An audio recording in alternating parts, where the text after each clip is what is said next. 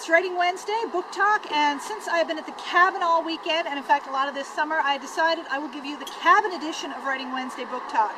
So this series has been all about great books that I've loved over the years, and my book-loving family has a beautiful cabin outside St. John's that we retreat to, and you would think, with such a bunch of book lovers, that I could pose in front of a shelf full of books that we've kept up here lovingly over the years.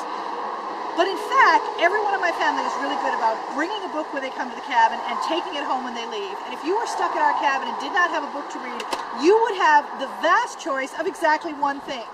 An issue of Popular Mechanics from December 1978. Now you might think this is some kind of quirky vintage thing where somebody went out and got this from a secondhand shop. No, this has been in the cabin since 1978. And every so often someone will pick it up and thumb through it. So that is the one great work of literature that I can talk about here. And so I'm going to talk about what I've learned from a 1978 edition of Popular Mechanics. And the main thing I have learned is that what's popular in one era is not necessarily popular in another. Here, for example, we have an ad for the Polaroid camera. What a neat thing. You can take a picture and have a terrible picture come out immediately to give your family and friends. Actually, these are making a comeback, so you never know. It's kind of a novelty item now. Then a few other things that were hot and new in 1978.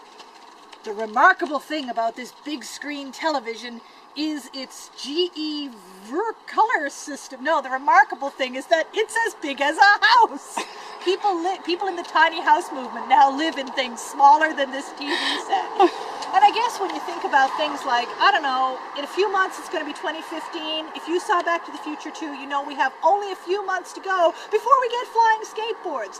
The fact is, whatever we picture about the future is never what it actually turns out like, and what we think is amazing and new and cool today is not going to look so amazing and new and cool. And I think there actually is an application for this to writing things other than just Popular Mechanics, because sometimes when we're writing, we make an effort to make things really up to the minute and fill it with pop culture references and make it really contemporary. And that's great if that's what you want to do and you really want to root your story in this particular place and time. But you better know that not even in, how long has it been since 1978? A long time, like 30-something years? Much sooner than that. Any story that you write or anything that you write that's full of up-to-the-minute references like your Polaroid camera and your giant color TV set is going to seem very old-fashioned and very dated because, folks, the world moves on. So keep that in mind when you're writing, and I will see you next week.